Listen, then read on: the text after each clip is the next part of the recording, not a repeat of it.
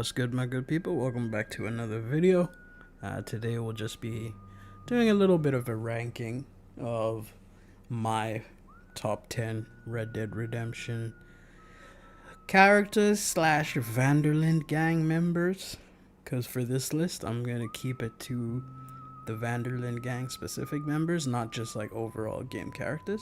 And I'm going to be going through my 10 to 1 and then giving a little bit of, honorable mentions once we get to number 1. And obviously the top 3 is going to comprise of Arthur, Dutch, and John. I think those 3 are sort of automatic for whoever's making a list as the 2 main protagonists and then one of the biggest characters within the game. So it's kind of hard to look away from those 3. So the way I'm going to be doing this top 10 is it's going to be a 10 to 1, but there's going to be a sort of a winner of the other characters, and then there's a winner of the main 3, like I said. So I'm giving away already the main 3 in no particular order, of course, but those main 3 are going to have a winner, and then there's going to be a winner essentially of the other 7 of the 10. And so we'll get this off right away with the infamous Micah Bell. And so Micah is kind of hated in the game by pretty much everyone. Rockstar intended it that way for us to hate Micah because he is sort of the antagonist within the group. Hey Arthur, good to see you. Why? You want rescuing again, dear? No, I got a plan to make it up to you. He has no redeeming qualities. He's meant to be the asshole of the game, aside from, our actual villains. So he's essentially a villain without being part of the villains up until spoilers. And I imagine if you're watching this video, you've already played the game, so I don't really need to put a spoiler warning. But up until he actually becomes a full-on rat, he's always just been self-interested. So he's been within the gang, and he's been basically like a brother to John and Arthur and a son to Dutch.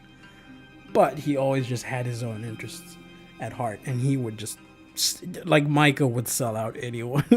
He's conniving, he's manipulative, and his relentless pursuit of self-interest, for me, is what makes him a despicable character. And then it eventually turns him into a villain.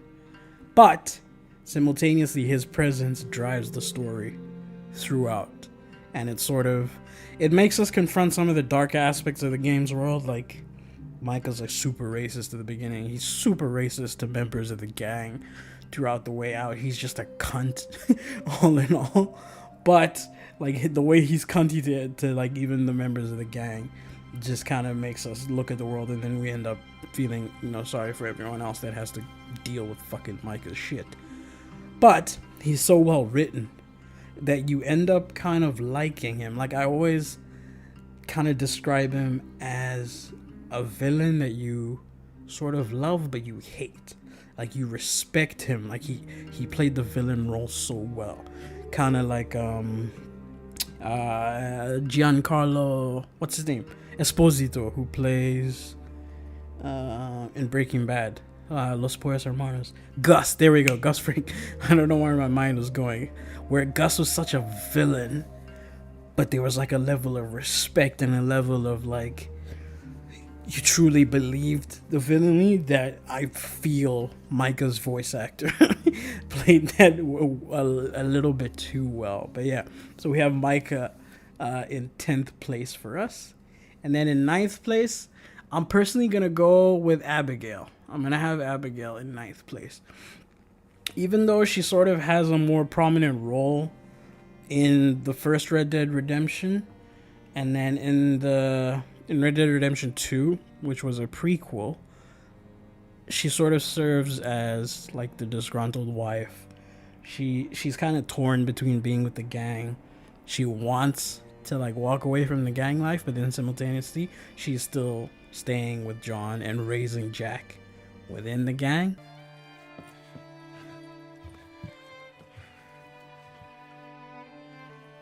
Will you marry me? Get up. I am married to you. No, I mean, proper. In front of God. You serious?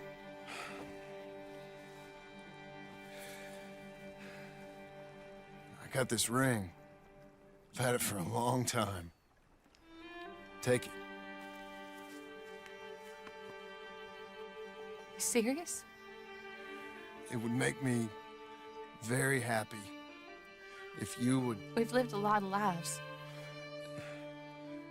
Let's just live this one from now on. You and me, Jack, a family, by law. John, I didn't know it mattered to you. So she's wise and kind-hearted and like caring. But like her relationship with John always seems like so one-sided. Like she's not willing to accept John's flaws, right? She sort of wants the good parts of John, but then she's sort of just like, fuck you, John, with like the bad parts of him, which is kind of a bit tough and slightly hypocritical since they're both in the gang, like they're both in the life. And apparently she was formerly, I don't know if she was actually a prostitute, but she slept with several members of the gang before eventually ending up with John. So she also has like a questionable past, and she has a good relationship with Arthur. Like Arthur wants the best for her family. She probably sees the good qualities in Arthur and wants those to be like the qualities within John, but we don't actually get to see Abigail too often within the game. Like I was saying, she's more prominent in Red Dead Redemption 1, but I will put her at number 9 on my list just because of her importance, and the character was played very well. Then number 8, I'm actually gonna go with Hosea Matthews, our big boy Hosea. He is kind of like the voice of reason throughout the gang. He basically balances Dutch's how do I describe this? I would say maybe Dutch's impulsive nature, like Dutch's ambitious planning and everything. He sort of grounds it and sort of tells Dutch, you know, like this is a bad shit idea, that's a bad idea, that's a good idea. And then you have on the opposing side, you have Arthur, who wants like the best interest for the gang. So Arthur's always gonna be safe and risk averse. So like if something doesn't need to be done, Arthur's not going to be for it. And then Hosea ends up being like the mediator between Dutch's extreme ideas and then Arthur's more cautious ideas. John, Yankee!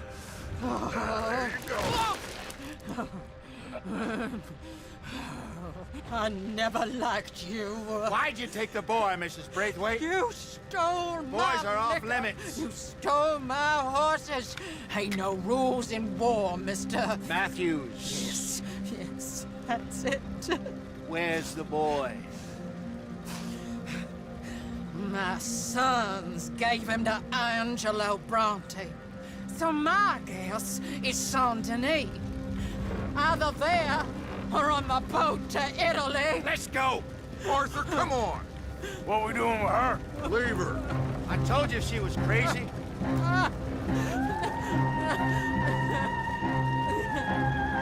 So as a father figure to Arthur, and you know, he's a seasoned con artist, he's very wise as well, wise and intelligent, is how I would describe him, and he has a knack for planning. So throughout the game, he always constantly gives us the voice of reason, dancing between siding with Dutch or siding with Arthur, always batting away Micah's dumbass ideas. But then simultaneously, his loyalty ends up getting him killed in the end, when he gets killed during the bank robbery.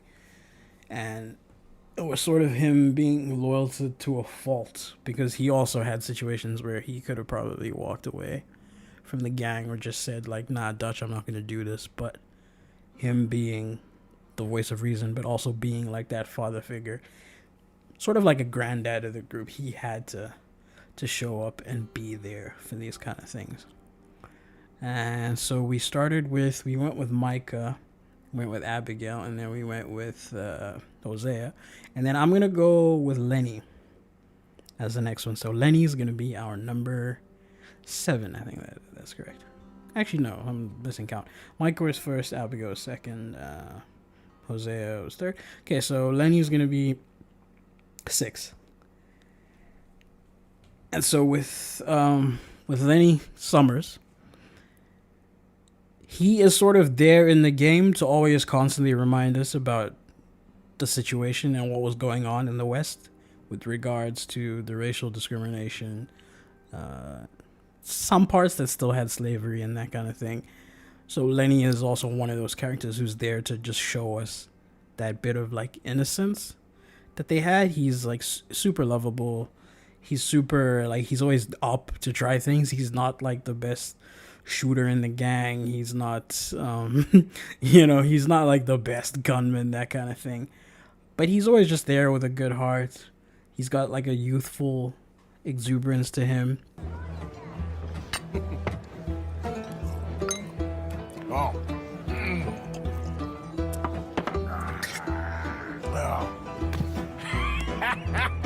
That's great, partner. You know what? I don't know.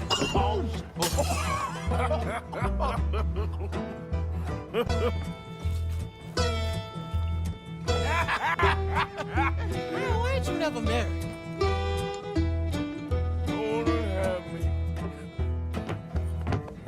That's the thing, you see, because it... Lenny? Arthur, what are you doing?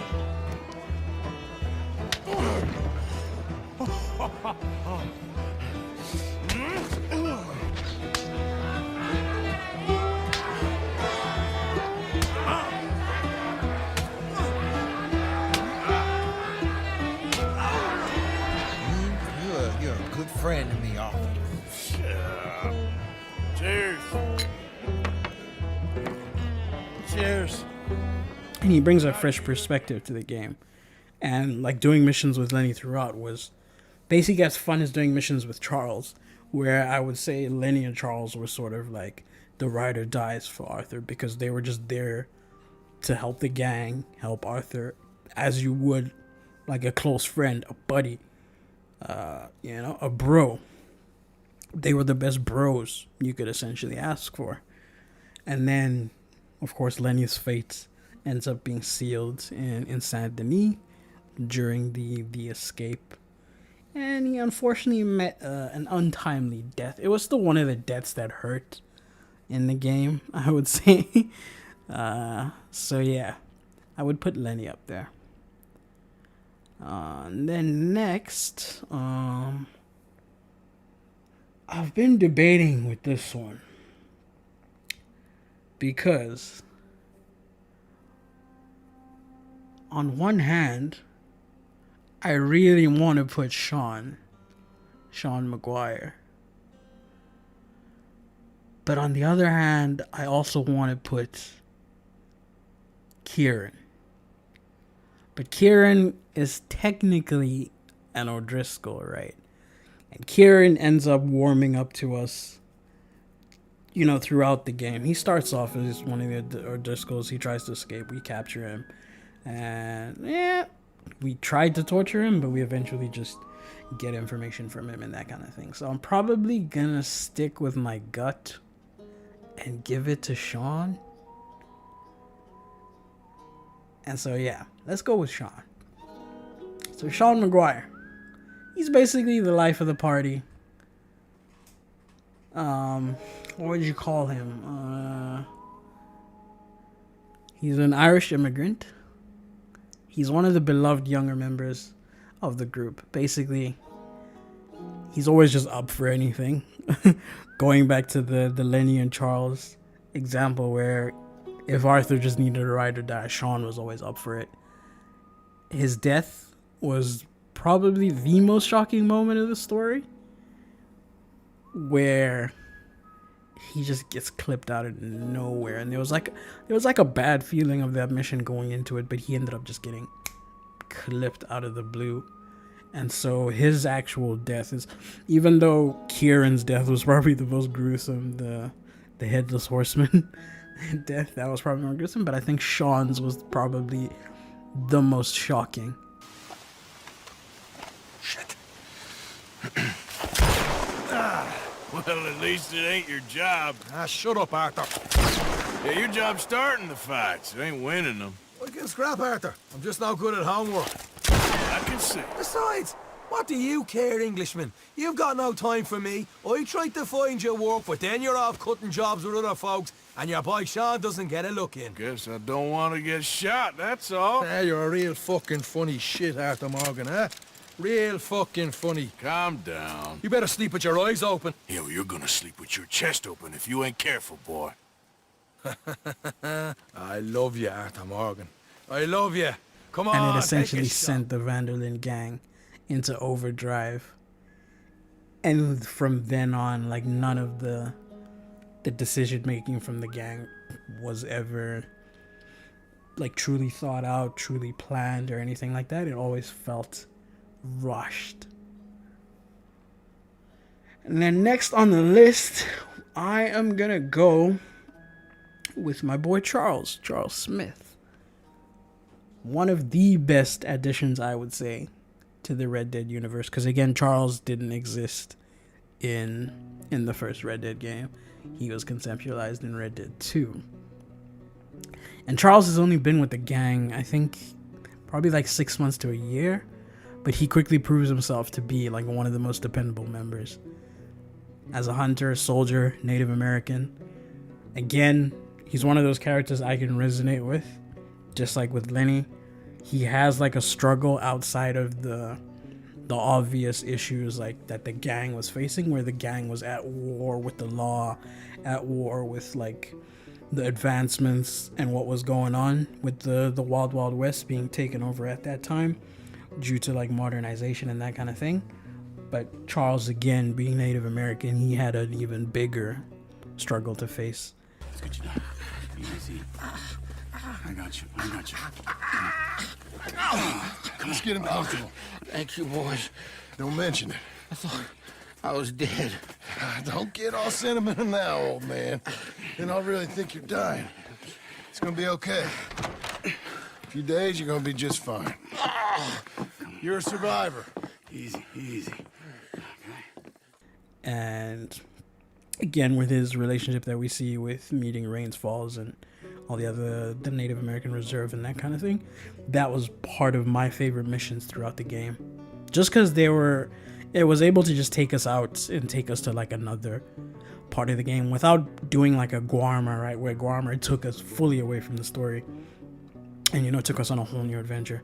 The Charles missions were sort of like we were able to see the other side of what was going on in the Wild Wild West, when even though the main battle that was in the Wild Wild West was of course between like the outlaws and everything versus the modernization and the police and everything, but they were still an underlying, an even bigger, I would argue, an even bigger struggle in terms of like what happened to the Native Americans and also the racial discrimination that was going on at the time with black people. So it was sort of like a touching way for the game to give that context and that tribute and still do it in a meaningful manner without necessarily making it feel rushed.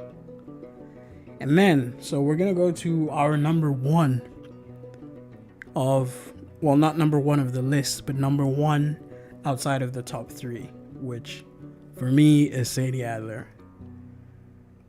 Her like development, her character arc, if you would call it, I don't know what you call it, character development, from being that widow who she probably didn't know what to do, she just lost her husband, but you could tell she was always feisty and ready to defend herself and fight for the gang. But she only really grew into her character when we got to when we got to Clemens Point. Yeah, after we moved from Horseshoe Overlook and we got to Clemens Point, and we had the whole mission with Sadie, when she had her little beef with Pearson and everything like that, and we got to do those missions in Rhodes with her. That's when we started seeing her emerge as a standout character, transforming from that grieving widow to a fierce and independent gunslinger, seeking vengeance. And herself as well, she was seeking vengeance throughout the game, and she was willing to do it at any cost. But simultaneously, she wasn't too reckless, I would say. She was reckless, but not as reckless as, you know, like Dutch at the end of it. And as well, like, she was just essentially like Arthur's sister.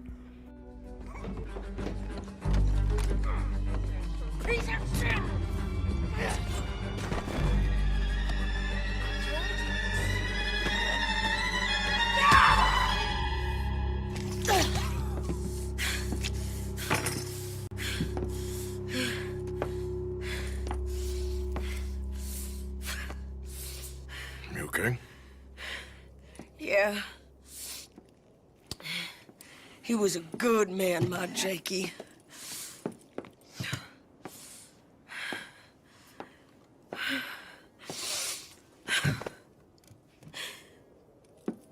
We was always sweet on one another. I'm sure. Yeah. I miss him every day, every moment. They turned me into a monster, Arthur. But my memories of him, they still pure. I ain't even got that. Aside from my Jake, you're the best man I've known. I know the company you keep. The competition ain't too fierce.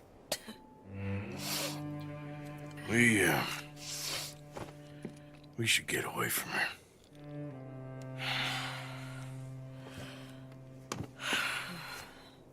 She was ride or die. She was another person, like I would say Charles. I would say Sadie and Charles are the two fully like ride or die. They would go into war. They would put their own lives on the line for any member of the gang. And it was shown again when they went for revenge, when she got revenge for her husband being killed with the O'Driscolls, and then she also helped along, just, you know, saving the members of the gang when shit hit the fan.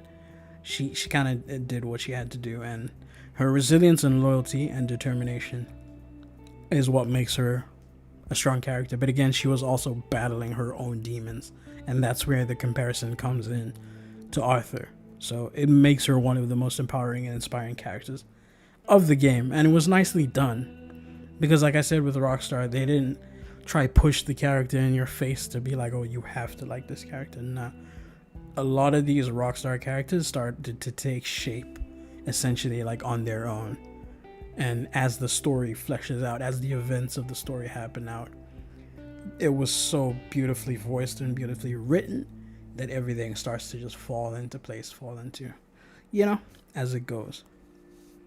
And so, to the top 3.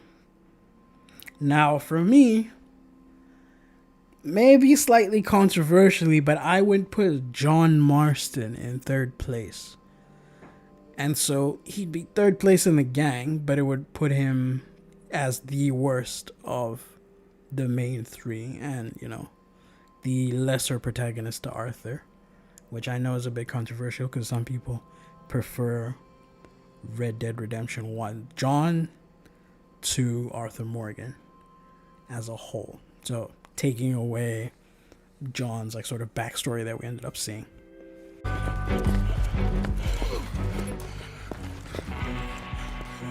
All right, Arthur, come on, let's go. You go.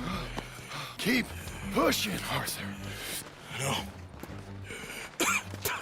No. I think I've pushed all I can. Come on. You go. We ain't got time for this, not now. We ain't both gonna make it. Go. Now. I'll hold them off. It would mean a lot to me. Please. There ain't no more time for talk. Go. Arthur. Go to your family. Arthur! Get the hell out of here and be a goddamn man. You're my brother. I know. I know. In Red Dead Redemption 2, I would say it enhances his character, but it also knocks his character down a few pegs as we see the more human side of him. He's level-headed, dependable. And then he has a journey from basically being a young boy to where we see him become a man. Because initially he's trying to run away from raising his family. He's not trying to step up or be that guy. He's still got some dumbass tendencies in him. And also some unlucky tendencies in him. And then we get to see the backstory of how he got those scars on his face. And then initially he, like they mentioned throughout the story, there's so many times that John tried to leave Abigail. He tried to just up and leave the gang completely. And I'm actually not sure. I don't remember. Like, my memory's bad right now. But I'm pretty sure they referenced to a time when he actually left the gang. And I think Arthur speaks about it when John just fucked off. And I think it's because it was around about the time that Jack was born. And John just didn't want to raise the kid. So John just fucked off and went and did his own thing. So there is that side of him. But then there is the side of him that eventually grew to be the pseudo Arthur replacement. Because then we see how Arthur impacted him in Red Dead Redemption 2. And so basically to honor Arthur's memory, he ends up going for revenge with the gang, and then being the man to actually like step up for his family. Even though he dies a tragic death in the end, he ended up stepping up for his family in like a position that he probably wouldn't have taken if not for the relationship between him and his brother Arthur. And I keep saying brother, even though they're not blood brothers, they're brothers by way of the gang and being Dutch's sons. Now in second place, silver medalist, I have to give it to Dutch van der Linde.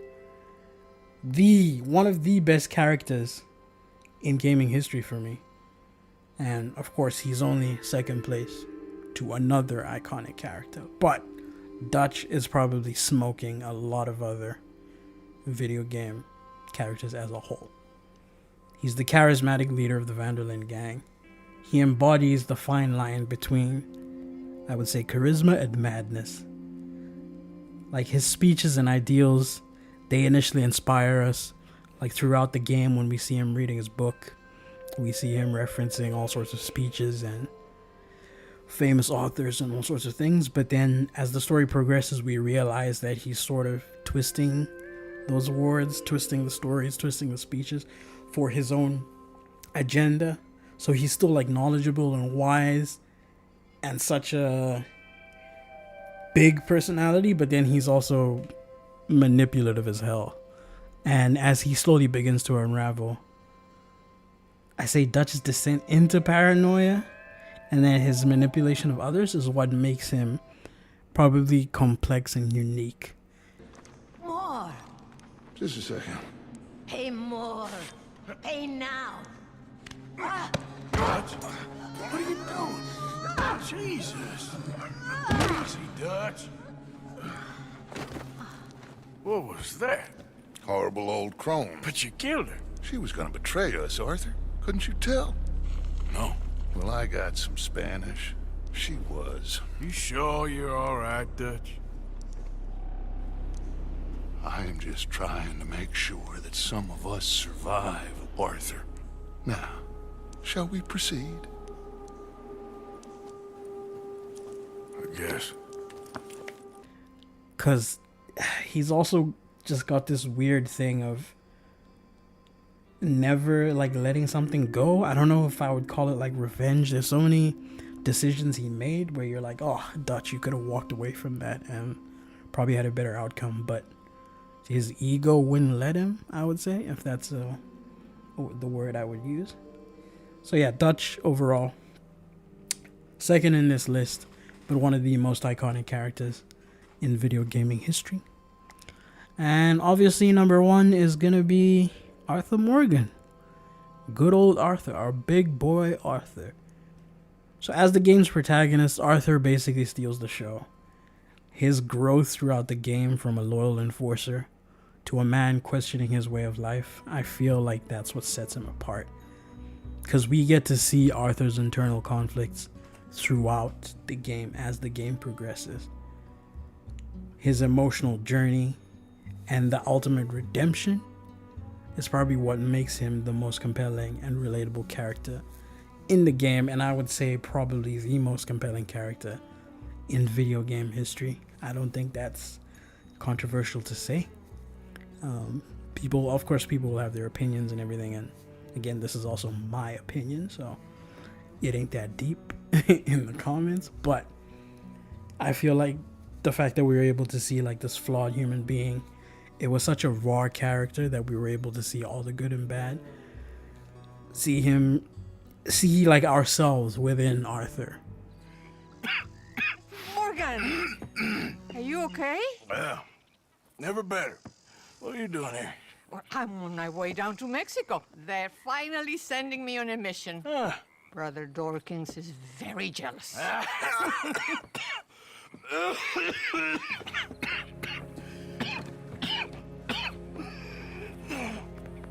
What's wrong?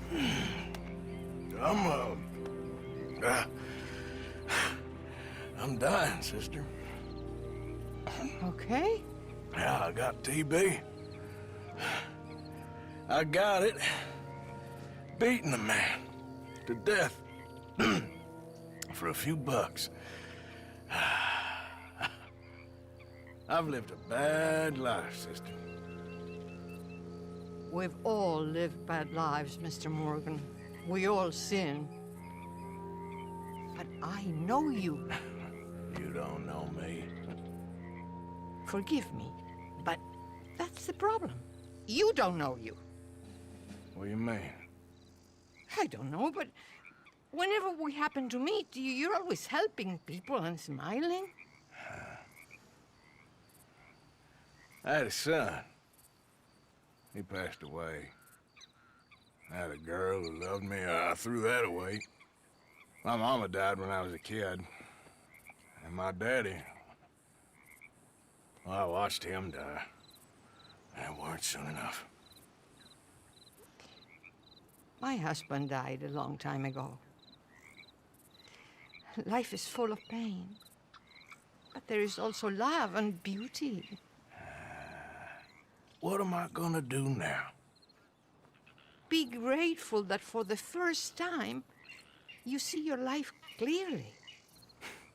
Sure. Perhaps you could help somebody. Helping makes you really happy. But I still don't believe in nothing. Often, neither do I. Huh? But then I meet someone like you, and everything makes sense. You're too smart for me, sister. I guess I'm afraid. There is nothing to be afraid of, Mr. Morgan. Take a gamble that love exists and do a loving act. All aboard? I shall try. I know you will. Essentially, that's what made me resonate the most with the character, and I think personally Arthur stands far and alone as the greatest video game character we've ever seen. And what makes it even more interesting is because when he was initially revealed as the protagonist for Red Dead Redemption 2, people, they were kind of put off because people were like, oh, John, you know, they were already attached to John from the first game. But Arthur's gradual transformation from like an unlikable, loyal, just like foot soldier essentially, and then he becomes like Dutch and Hosea's right-hand man. He's able to see through the bullshit of Dutch. And like, I don't know, like there's just something about him that there's constantly good and bad fighting within him, but he's always able to decipher what's right and what's wrong, even if like Dutch has told him XYZ. Arthur's able to be like, nah, this is the best decision for the gang. And so he simultaneously able to make the best decisions that would benefit and protect the gang versus, you know, his own self-interest in putting everyone in harm's way, that kind of thing. But yeah, let me know your favorite characters in the comments below, or your own personal ranking. I did mention that I was gonna do some notable mentions, and for me the notable mentions would be Uncle. I'll start with Uncle. Everybody's favorite lumbago uncle. I feel like Uncle is probably the most memed character in Red Dead Redemption 2. His face is infamous. And he probably gets picked on just as much as Pearson. But we regard Uncle both as a fool and a lovable character. Like he's the perfect comic relief, I would say, in the gang. So he gets an honorable mention on that list. And then we also have Susan Grimshaw, who was essentially the matriarch of the camp, the mother, the hawk, the protector of the camp. And so Miss Grimshaw's job was to keep everything up and running and to make sure, you know, everyone on the camp is doing their things. We see her being super protective over Tilly. She's super protective over, you know, everyone in the gang. And there's like a funny scene where she forces Arthur to like fucking wash himself if he comes back to camp. And as well as like she's the one who's also partly to like talk to us if we end up start killing too many NPCs and that kind of thing. So she's just there, like the mother of the gang. And then the last honorable mention I would like to make is probably, let's see, I could go with Strauss, but I don't think Strauss had a big impact on me personally. So I'll probably have to go with Javier. And so Javier, I would say, was a more impactful character again in Red Dead Redemption. That's where we saw a lot more of him front and center. But in terms of the prequel, we kind of saw him a bit more reserved. He's the best dressed character in the game. Easily. Like Javier's the only one with proper drip. By himself, that is, of course, because we can drip our Arthur out, but that's when we do our own thing. But there's like a scene where we see Javier beat the living shit out of Micah. So I feel like that alone earns him an honorable mention to be like one of the dudes who was just done with Micah's shit when we see them fight. But yeah, Javier again, his journey, he has like a similar tale that we get to see in the first Red Dead Redemption. So again, like I said, I can't reference it in terms of Red Dead Redemption 2, but I will give him his honorable mention, give him his flowers. And so yeah, that takes us to the end of the list. Like I said, let me know in the comments your favorite characters. Let me know who you would move up in my list, who you think doesn't deserve to be on my list, because we do have I think it's 23 members of the gang, if I'm stand corrected, or 23 or 24, and so everyone's list is going to differ when it comes down to whittling it down to a top 10. I do feel like Strauss is someone I probably ignored and maybe should have put on this on this list.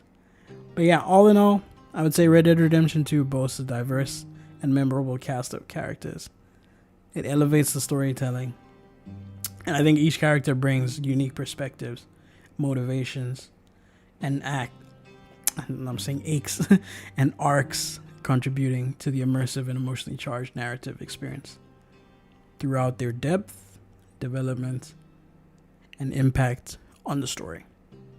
So again, I just figured, let me just do this little video, little laid back video, just talking about the characters, nothing too deep. I will have gameplay and iconic scenes that I feel necessary to put up, I will have them up in the background. But yeah, hope you guys enjoyed the video. As always, wherever you're on the world, stay safe, stay healthy, stay dangerous, stay blessed. Peace out. Well, I'm sorry to have kept you. Come on, let's get going. They spoke to Bill about a job, needing security. After the farce of stealing the horses for them, why are we doing this? Because we need to stay in with them, and they're paying. So what kind of security they want? We're about to find out. Now come on. This seem legit to you, Bill? Video essays and stuff, but in the meantime right now, my monitor, because I'm used to my camera being on my monitor, but I moved the camera. Stop right there! Was not. This is your fault. This is nobody's fault, Henry. If you're really like into some nature shit, on weekends you can always